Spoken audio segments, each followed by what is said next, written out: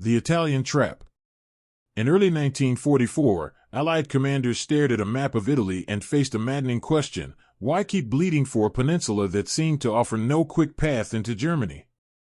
American and British units were grinding forward yard by yard, yet the front barely moved.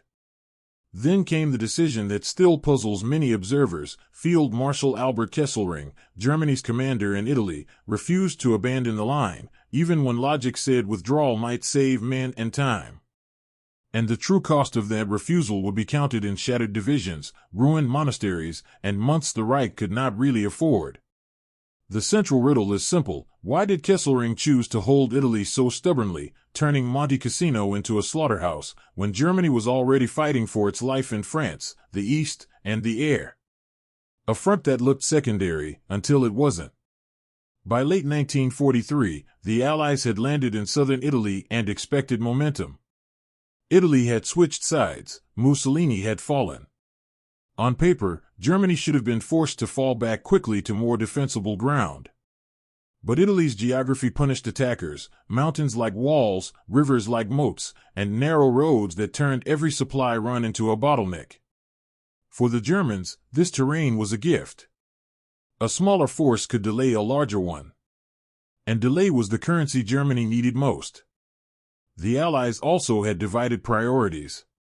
They needed Italy, but not at the price of derailing preparations for Normandy. That meant limited landing craft, limited replacement troops, and often limited patience. Every month Italy consumed resources that could have been used elsewhere. Yet every month Germany held Italy down, it also kept Allied divisions away from France. The key players, and what they wanted. Albert Kesselring was not a typical fight-to-the-last-man fanatic. He was a Luftwaffe officer by background, not an old Prussian infantry general. He could be flexible, even charming, and he understood politics. He also understood something else: Hitler valued commanders who held ground, and punished those who yielded it. On the Allied side, leadership was divided and sometimes tense. General Harold Alexander oversaw the campaign and had to balance British and American pressures. Lieutenant General Mark Clark led the U.S. Fifth Army and wanted a breakthrough, and, frankly, a victory with his name on it. The Germans under Kesselring had to fight with limited men while also answering to Berlin's rigid expectations. One interpretation is that Kesselring was motivated by pure strategy: delay the Allies, protect northern Italy, and preserve German credibility. Another interpretation is more personal and political. He knew that giving up Rome quickly would look like failure, and failure under Hitler could mean dismissal, or worse. Kesselring's defense: turn geography into time. Kesselring's operational genius, if that's the right word, was to make Italy a sequence of traps. He built layered defensive lines, delay positions, fallback positions, then major fortifications. The most famous was the Gustav Line, anchored on Monte Cassino, dominating access to the Liri Valley, the most direct route to Rome. Cassino wasn't just a town, it was a choke point. Break it, and the road to Rome opened. Fail, and the Allies would have to bleed again. German troops used the terrain like engineers. Machine guns positioned to rake approaches. Artillery pre-registered on likely routes. Mines and demolitions on roads and bridges. And carefully chosen positions that forced Allied infantry into exposed climbs. What made it worse: winter. Rain and mud turned the campaign into a supply nightmare. Tanks bogged down. Air support was grounded more often. Infantry carried the burden. The decision point: hold Italy, becomes a doctrine. Kesselring's critical decision was not one single dramatic order, it was a persistent stance: do not abandon Italy without extracting maximum delay. That stance hardened around Cassino. The Allies tried repeated attacks, January through March 1944, each attempt colliding with the same problem: narrow approach routes and German defensive depth. And then came the controversial moment: the bombing of Monte Cassino Abbey. Historians disagree about the exact tactical necessity of the bombing. The Allied belief, based on reports that are still debated, was that the Germans were using the monastery as an observation post. Some German accounts claim they were not occupying it beforehand, though positions around it were heavily defended. The bombing destroyed a historic site, and the rubble arguably helped the defenders, creating more cover. Kesselring did not order the Allies to bomb it, obviously, but his refusal to give ground, and his use of the heights around Cassino, made the pressure build toward catastrophic choices. A document that is still being debated, various after-action reports and intelligence summaries, fed the Allied conviction that the Abbey had military value. Whether demonstrably true or not, the decision fed into Kesselring's larger strategic goal: turn Allied superiority into frustration. Immediate consequences: stalemate, then a worse surprise. The immediate result of Kesselring's stubborn defense was a campaign that felt like a treadmill. Units rotated in and out, taking heavy casualties for small gains. Morale suffered. Commanders argued. Plans were rewritten and rewritten again.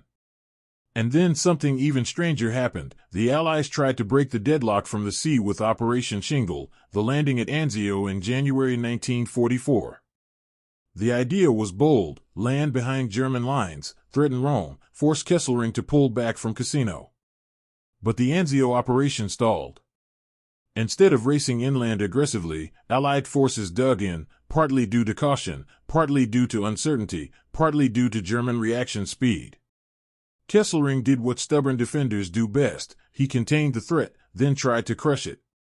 For weeks, Anzio became its own siege: shelling, counterattacks, attrition. The end run became another trap.